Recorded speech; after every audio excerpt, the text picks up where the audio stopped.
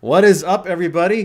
Welcome to the Groundbreaker series. I got my guest today, Russell Smith. Before we go into the conversation and intros, just a reminder to what the Groundbreaker series is.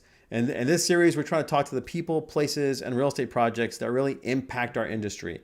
And today, Russell fits that bill. He's been in this industry for, geez, how many years now, Russell, have you been in real estate tech? Gosh, better part of a decade, that's for sure. Right. And what's awesome about Russell is in that 10 years, he's actually impacted a lot of things. He's a HousingWire Rising Star. He's a NAR REACH mentor. He's on the RESO advisory board. He's worked at Trulia, at Real Scout, at House Canary, and now Earnnest as their GM. And I'm thrilled to have him here with us on this beautiful Wednesday in November. And I think we have Russell did a great reminder to me that Veterans Day is coming up, so we want to just give a shout out to all the veterans and thank you so much for your service. Many of our friends are veterans. Really appreciate that. Russ. Thanks for me, Pierre. Thanks for coming. I just want to do a quick sound check just to make sure that the audio's hitting YouTube and everything. So give me 1 second. Nobody minds this. So let me just do a quick sound check here. I'm gonna go make sure that the audio's perfect. Mint. We are up and running. So all right. So let's get into it, man. Just to complete the bio, he's a growth leader. Has a broad background besides broad shoulders. He has a broad background in product, BD, sales, marketing strategy, operations. He's worked with me twice. So clearly, Russ, I know you for years, my friend. Yeah. But let's pretend I don't for a second. Okay. And how the heck did you end up in the real estate industry? Oh man, by the grace of God. I found my way out of college. I was living in Austin, Texas. I got an internship out there with Austin City Limits, the TV show on PBS, and it was unpaid. And so at night I was working in bars on 6th Street, putting the broad shoulders to work. Eventually, actually, through a friend of my mom's, I got a job at a tenant screening software company. That was a great intro for me into the rental side of the business. A great opportunity, very thankful for that. And a big part of my job was traveling around 2 weeks a month to a lot of conferences and trade shows.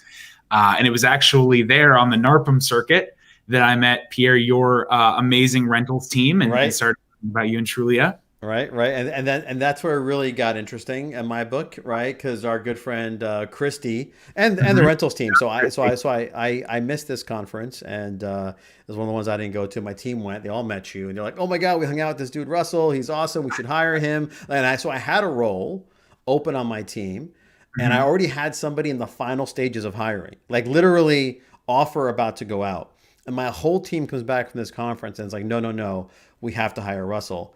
And so I totally was like totally skeptical. I'm like, really, guys? Like, this is the person you want me to hire? And so I give him a call.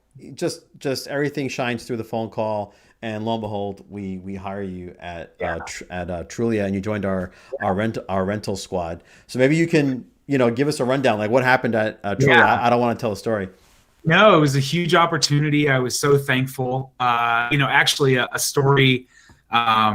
We didn't even get to talk about, Pierre, but we were at the NAR conference in New Orleans, and I was at the Trulia party with Christy and the whole rentals team, and I saw Pete Flint walking by, and they said, "Oh my gosh, that's Pete Flint." And I said, "Oh my gosh, who's Pete Flint?" And they said, "That's the CEO of Trulia." I was like, that guy. I mean, anyone who's met Pete, he's a very kind guy, unassuming, and I said, "Well, I got to meet this guy." And I went up and I spoke to him for a few minutes, and I thought he was so neat, so bright. I thought, this is a company I want to work for. So when the opportunity arose, I seized it. I moved to San Francisco, started at Trulia, very exciting time in my life. And 5 weeks and 2 days later, the Zillow acquisition went through, and our whole division was unfortunately let go.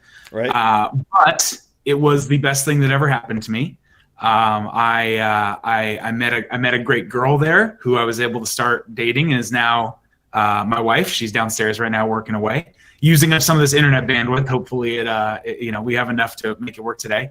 And I followed Pierre to Real Scout, where I felt like I really got to kick off my career and cut my teeth. So, man. One door closes, another opens. That's for sure. Yeah. It was so much fun working with you for those first, for those few weeks. And then, it was really rough because I hired you. And then after I hired you, I was like, hey, so by the way, I'm also leaving. So I'm going to train you as fast as I can, and then you're going to be in good hands. I didn't know there was going to be layoffs, obviously. But hey, but it all worked out. It all And worked so, out. The ends justify the means. and so one of the things that I always found interesting about you, Russell, and I know you don't like to talk about it, like you're a very humble guy in this regard, is that you have to play football at Oregon. I I know it was a walk on. Oh, I think your video froze. I can hear you. Can you hear Okay, me? perfect. Yeah, you're back. You're back. Okay. And so, Uh-oh. so one of the things was that you like got to walk on though, and play Yeah. football at Oregon, which must have been an awesome experience. Is there anything that you learned in your time there? I forgot the coach. It's that Yeah. famous coach. What was his name? Chip Kelly. Yeah, thank you. Yeah, Chip Kelly. So you got to like actually I be did. coached by Chip Kelly, which is I did. freaking cool. And so, like, what are some of the stuff that you learned? That Yeah. maybe translates. Yeah. It was a brief but wonderful time in my life. What an experience. Obviously, like you said, it was a dream come true. But definitely learned a lot. Met a lot of great people. Learned a lot, not just the spread offense, but I think one of the main points was the ability to accomplish big, hairy, audacious goals, as we like to say, with a enormous team. Right, there's 120, depending on the time of the year, about 120 guys on a football team from Wow. all walks of life. And you don't have to love everyone. You don't have to have, this everyone has to be a culture fit or addition or, but hard work together builds that accountability. And those are the people in the trenches with you that, you build relationships for life. So that was a big part of it. I think another part, the NCAA obviously is very, very thorny and strong around keeping people where they are and having transfer restrictions. We don't have those in our day-to-day work environment. People can leave when they want, and so choose to be where you are. Assume that everyone else is choosing to be there, and that's a great part about a business as well. Is if you don't like it, that's fine, you can leave, but that everyone should be choosing to be where they are. And then, really just that, you can, it sounds corny, but you can accomplish anything that you put your mind to. I mean, people I went to high school with would tell you I was not a good football player, and worked really hard, and it was a goal I set. And thanks to some great luck. Oh, you froze there. Let me see. Oh, there your audio came back. You there? Yeah. Okay, I'm there. great, So great. Yeah. we'd rather be talking about the golf game anyway. So Yeah, right, right. uh, Yeah. that's, He's horrible at football. I've witnessed it. No, I'm kidding. I'm kidding. You're better than me. So relationships in real estate are key to success. You know that, Russ. And I think anybody who's watching this who knows you. And by the way, feel free to comment. We have the ability to comment and chat. I'll see all the chats come through. So if you do want to join in and comment, chat, feel free, and I can read them off. But anybody who knows Russ knows that he's a relationship person. If you've met him or you've been in the same room with him, he's one of those folks that totally attracts a crowd. And what do you owe this ability to, man? And before you answer, let's say someone out there is an introvert. How do they develop these skills? sure. So I think just one of my core values around work and life is just, we spend so much of our life and our energy at work. And I think it's just easier to be your true authentic self and build relationships. The relationships that I've been fortunate enough to build in the real estate industry are my relationships. They're not this other bucket of friends. I mean, they're my friends. And I think a lot of others have experienced that as well. So I'm very fortunate that we have so many wonderful people in this industry who are so heads down trying to solve these challenges as well. And to anyone out there who, be authentic, be yourself. Like, don't be afraid of people liking the real you. They're going to find out eventually. One thing I like to talk about is, coming out of college, I have a handful of tattoos, all non-visible places, and my mom was concerned that I could be limiting my opportunities because of these. And I thought, what, if someone's not going to hire me because of a tattoo they've never seen before, it's not going to work eventually. So better to get it over with and out of the way. Yeah. So just be authentic, be your real self, see how you can add value to other people, and Oh, you lost you there for about 3 seconds. okay. Yeah, right at the very end, right at the very end. But you nailed your point. So for those folks just joining us, we're going to talk a bit about Earnnest. We're going to talk a little bit about career building, And we'll talk a bit about, the real estate transaction, which I'm excited to talk about also, Yeah. and some experiences personally that we both had with the real estate transaction. So looking forward to this. So let's start first with like setting the groundwork here. Like, you know, I think I'm going to rephrase the question. What attracted you to Earnnest? That's Oh, how I want to actually phrase this question. Now that I think about sure. it, right? What attracted you to Earnnest? And I think that dovetails really nicely. Oh, you froze. Okay, you're back. Okay. Cool. Well, I think it's kind of twofold, Pierre, right? Like, so what attracted me was the challenge and the opportunity. And the challenge, you and I were speaking about this. I had the opportunity to buy. I've spent my entire career in this real estate space, and I actually had the opportunity to be a part of a transaction this December. My wife Elise and I bought a house in Napa and moved up here from the city. Well timed with the impending, Jeez, nailed it. COVID quarantine. Nailed it. And I think I made a lot of assumptions around what was so broken in transactions and what was difficult. And what it really came down to was, one of the things that was so awful was the actual payments piece of it. We got to, ratification, and gosh, we had to get the earnest money check to our agent that day. It went from, stop, go. Yep. Then the actual time to, send in our cash to close, our down payment. And we went to the bank and the wiring instructions from the title company and all these things. And everyone is telling you how scary this is and don't mess this up because we can't get your money back. And I just thought, man, for our sending off our life savings into the ether, like this is broken. Why is no one talking about this part of things? Like this, This is really bad. And so that, as I started to think about what I wanted to do next when I was moving on from House Canary.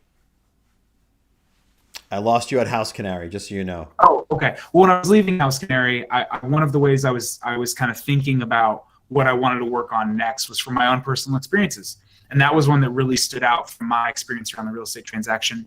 So that was really the challenge that I saw the opportunity to solve. And then once I met the team at Earnnest, our CEO, Rick Altizer, anyone who's met Rick knows he's a stand-up guy, a phenomenal leader, a great operator.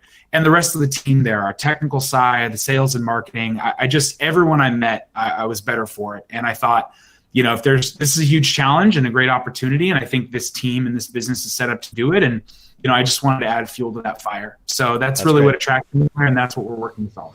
So this is your first real estate transaction. What else? What else? Just for those watching, I think it's always good. Like, what else was a pain that you experienced in this first real estate transaction? That maybe surprised you. Yeah.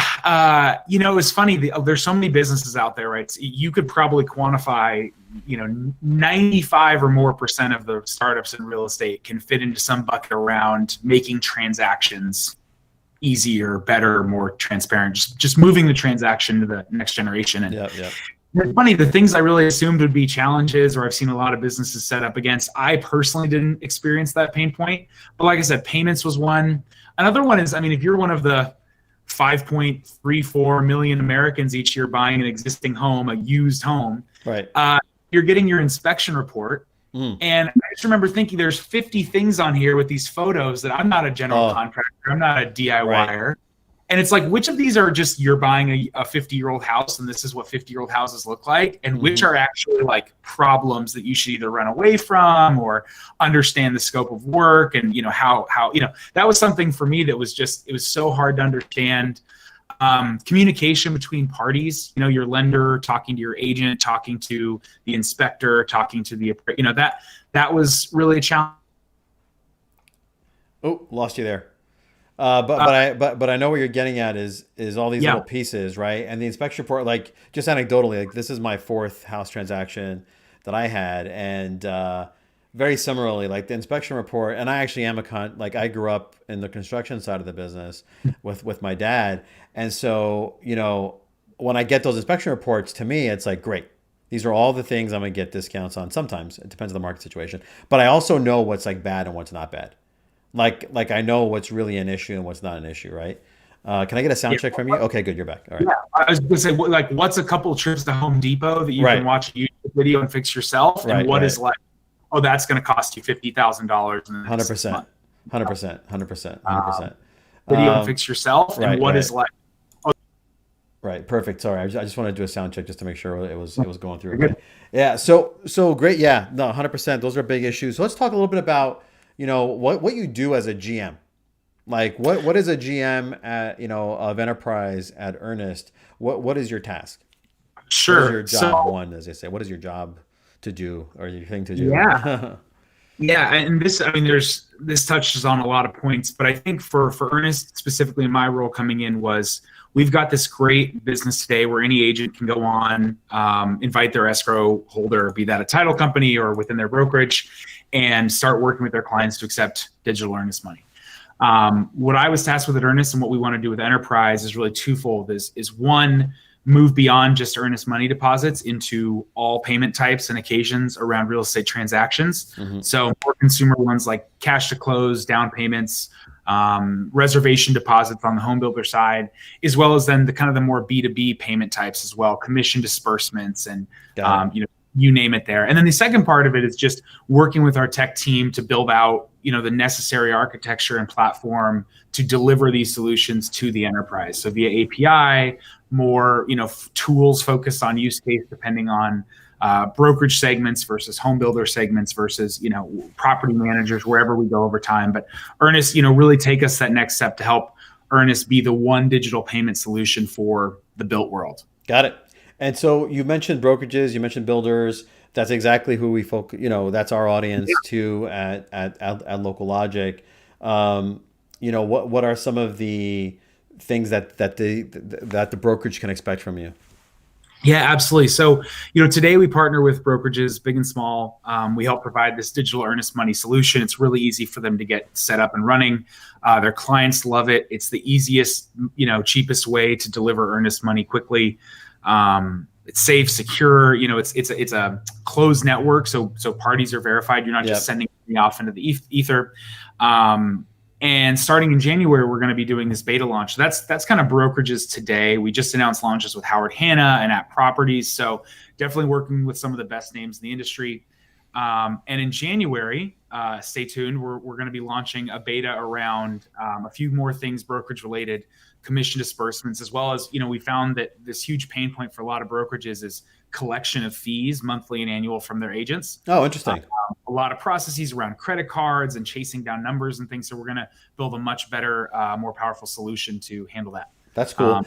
So yeah. Yeah, I was going to mention, just reflecting on our time at rentals. I don't know if you mentioned this in your solutions, but like one of the big problems that we saw this when we were at rentals years ago, and it's still a problem today, is rental wire scams for deposits.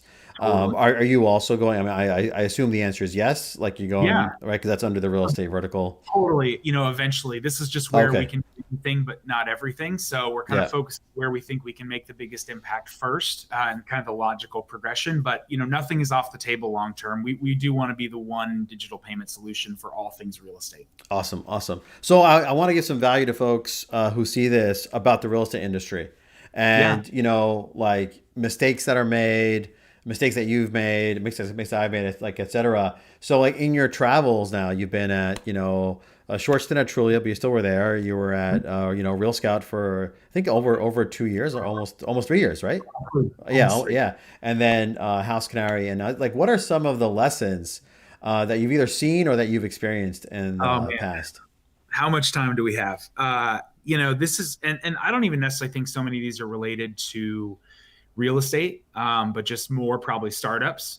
But I've learned so much during that time. I still have so much left to learn. One of the big things is really, as a business, getting your strategic planning right. So most of the companies I've worked at, it's OKRs. That's going to cost and you that's a great framework if you $50,000. really lean into it. But you don't need to overcomplicate it. You just really, as a business, need to identify, key performance indicators, set goals around them, 100%. measurable goals, timelines associated with them, and then really make sure that they are well communicated across the organization. So OKRs is a framework. Very often it kind of has this trickle down to where, these big, hairy goals at the top trickle all the way down to individual goals set by individual contributors that straight line up to those big goals. And so, you can get as in depth on that as you want. There's platforms out there for it. All can be very helpful. I think it's just really important to lean in to those, setting those measurable goals, and having broad communication across the organization of why you're doing them, how you're going to do them, et cetera. Yeah. And I know you've had a lot of experience with OKRs as well. I mean, that's. Oh, yeah. No, yeah, truly it was all OKRs, Real Scout OKRs, Mhm. Choose, Local Logic, like all the companies that I've been at. If people don't know OKRs, it's a objective key result model. And you basically, you have an annual kind of level, it could be something to the effect of, change the way that people, change the way real estate is consumed, or change the way that consumers buy their home, or like find it could be a very big statement. And then you Big objective. have yeah, Yeah. this big objective, and then you have key. Well, what does it mean? Like, how do we know that we achieved that objective? And those are the key results that you're trying to set up underneath that, and it goes through the org. Yeah. And with startups there, I think the other part of OKRs that I've seen be really helpful, and an example from Real Scout, is really just around being very specific about what you're going to do, and in doing so, being very specific about what you're not going to do. Dude, clutch statement. And you have to be ruthless in that prioritization, but the earlier stage you are. And one example was at Real Scout when we made the decision that user growth was critical for the next 3 to 6 months, and so we made the decision from going from direct to agent sales and brokerage sales to doing nothing but brokerage, and really just at that point, that's not saying, oh, we're going to focus more here. That was saying, we're not going to take credit card numbers from agents no matter how bad they beg us or leave us bad reviews because no one's answering the phone. We had to be ruthless to survive, and the business is thriving now because of it. So that's one thing. And then the next thing that OKRs can kind of do is, there's this very clear ownership. That's the other piece there. There's Right. clear ownership over these outcomes, and that can strike this right balance. You have to have balance across your organization of responsibility and authority. Those things can't be out of whack. And so when done effectively, OKRs at each level of your company, it gives people the license to have that balance, to have the responsibility, and Right. thus they can have the authority. The- Yeah. like there was a great article that we're sharing internally here at Local Logic about sharing your Legos, right? And it's around this concept, in business of like, especially in a startup where you're going through this journey, and you've experienced this, right? Where you come in for this role, you're hired in this box, like, oh, I'm gonna be the, GM of enterprise. But over like 6 months in the year, like that role evolves. And then as it evolves, you have to sometimes give up some Legos that you really are used to having, or that you had control of, and that you have to sort of hand your Legos over. And like, yeah, you built this cute little tower with your Legos. Now somebody else is going to go build their own tower with those Legos, right? So it's this concept of like moving your Legos. And we're going through this right now at Local Logic. We just closed our Series A. And, Congratulations. thank you, man. And like, we're hiring a lot of people. And when you add people, you add resources, but that also means like we had the same work we were doing before with less people, right? Yeah. It's just so now somebody who like maybe had this role now has to like take half of their role and hand it over, and it can feel, the default thought is, oh, I'm losing responsibility, but no, that's not it. You're actually gaining responsibility and focus, and you're giving up something that's not your primary like execution. And as you add and scale team, those are the really difficult conversations that sometimes are really difficult, sometimes easy, but those are the ones that like make people feel uneasy. It's like, wait a second, so my org is now just going to be XYZ, not XYZ and A. Yeah, that's it, just XYZ now, and we're going to bring an A. I've definitely been in that boat. Yeah. So you touched a lot about the real estate space. If there's one thing you never do, and this is an important question, man, right? Because you've been in real estate now, I've been in real estate, so I'm going to hold you to truth here. Like, what are the business types that you'd have? Let's just say this. All businesses are fair. All businesses are good. People out there have good business models. We're not knocking business models. We're just saying from a personal standpoint, what are the businesses in real estate tech that we really don't want to touch? And I would love to hear, what your answer is. Yeah, well, I come from the Pierre Calzadilla School of Business, where, to your point about handing off Legos, I like building things more than I like managing things. So, moving on to new projects, and starting them from scratch is always something that really gets blood pumping and keeps me focused and on point. Like I said, I've worn a lot of hats. So role wise, I think the only things I wouldn't do are things I'm highly inept at, like engineering or accounting. Right. Well, yeah, for sure.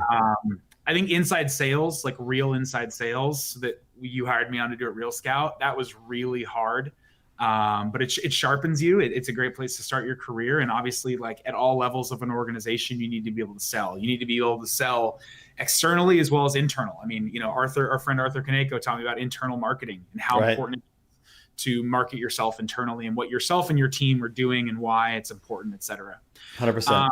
One thing we also talked about Real Scout wise, after I left Real Scout, I always said I wouldn't want to do a business again that relies both at the top of the funnel on broad scale access and partnership with MLS data, and then on the bottom of your funnel where you have to sell directly to agents.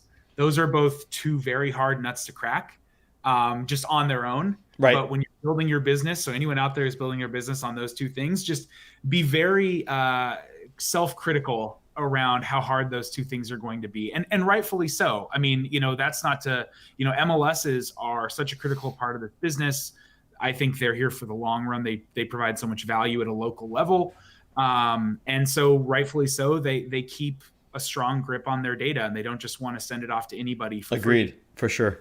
100%. And then on the other end, so agents are self-employed, they're busy, they're hardworking, and no one gets sold to more than real estate agents. Right. 100%. So that is to say, both of these things, there's a reason this exists, but when you have that's your top and bottom of your funnel, it's going to be really hard. So I would personally, I wouldn't say I'd never do it again, never say never, but I would think long and hard around a business model that involved both of those aspects. Dude, 100%. No, I really enjoy and enjoyed building out, the agent sales side at Trulia and Real Scout and others. Like it's I like the sales orgs, right? So like to me, it is fun.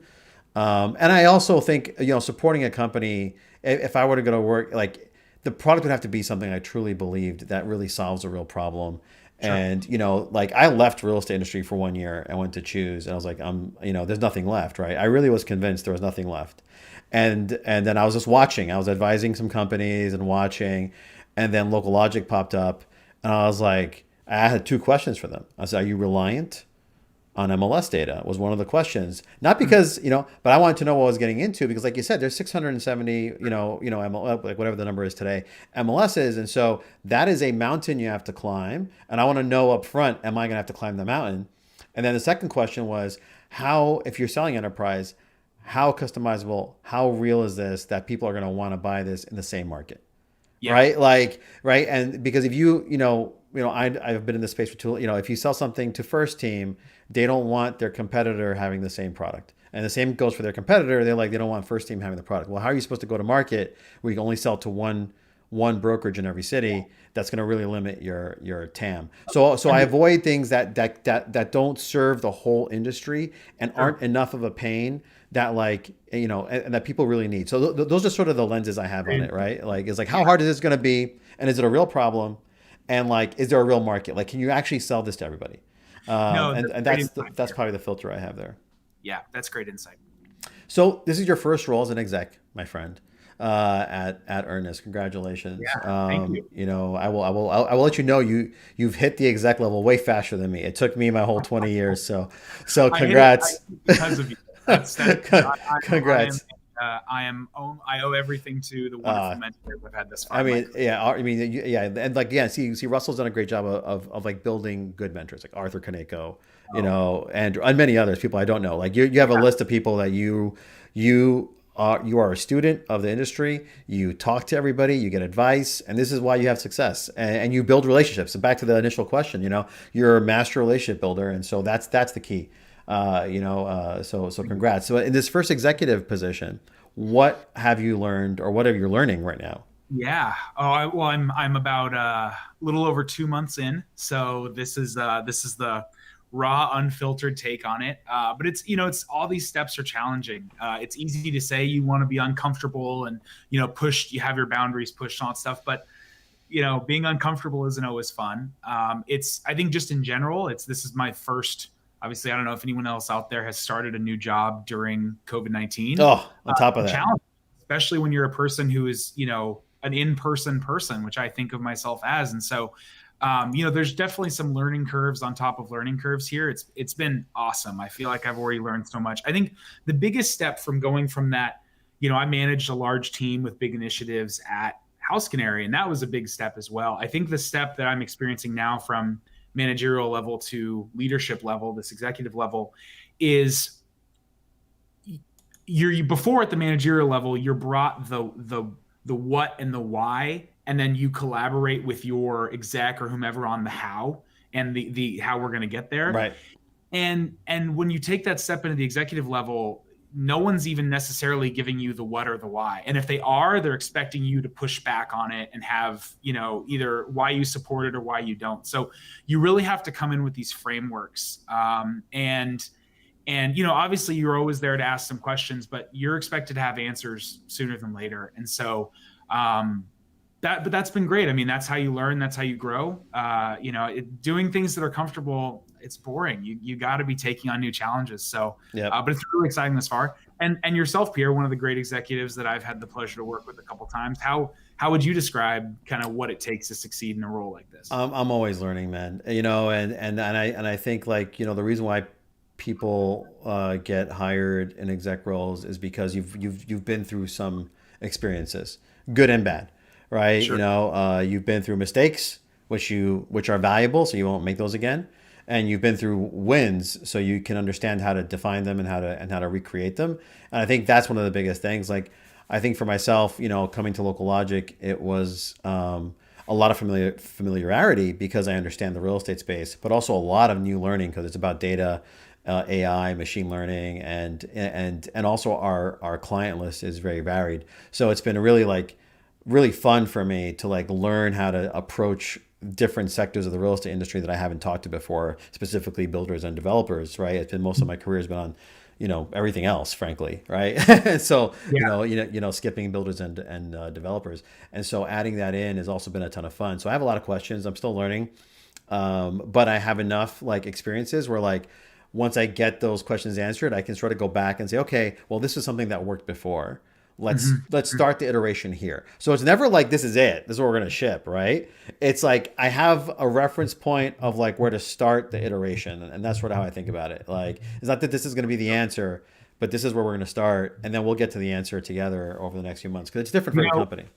That's a point back to your question around things I've seen kind of go awry before that I think is really critical. And one way I like to frame it is that I think there's situations, this iteration piece around launching products or customers or new lines of business or whatever it is very often people mistake the starting line for a finish line.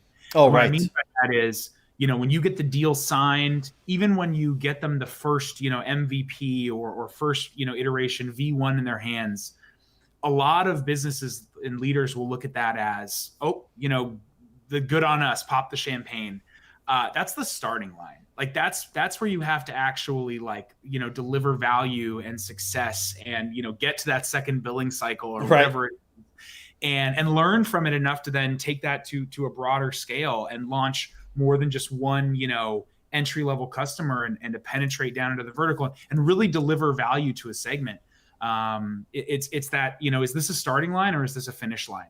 And I think that's something that is often mistaken. Yeah, 100%, bro, 100%. So, you touched on this for a second. I just want to go back to it with COVID, and starting a job during COVID. We've hired, at least 6 people or 7 during COVID. It's been amazing to onboard. I mean, we've onboarded people that we never met in person, right? And they're working and they're being effective at their job within 1-2 weeks. Some of these onboardings are going faster than they used to, frankly. Right, which is interesting too, but it's still stressful, right? So why don't you can you tell me from your end, what's it like starting during COVID, and then what has the COVID impact? I guess the tangential question: what has it taught you about the industry? Sure.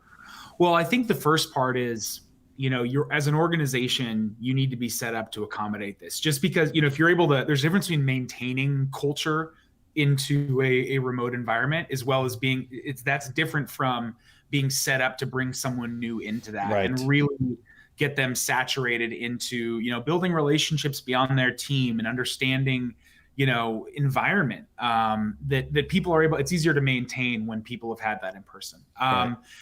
For me in particular, I think, I've always been a guy who, through my different roles, has had a calendar throughout the year where I get to go out to these conferences and to these events and see friends and meet new people and all of that. And that's been really hard. Kayla McCrory from Redfin and I last week had a little happy hour with a couple of friends, and like, it just was one of the joys of my month. I mean, just seeing people, catching up, having a laugh, it was so wonderful. And back to the point around kind of being authentic and bring yourself to work. These are for me, like, these are my real relationships. And so I miss those friends. And I had this kind of natural course, but through the natural course of business, I'd get to spend time with them and see them. And I haven't really had that. So that's something I miss. And then on the internal side as well, around being an in-person person and being face-to-face with your team. And like, Zoom can only go so far. I mean, right. I suppose being, desk to desk with the people who are trying to solve the same challenges alongside. Right.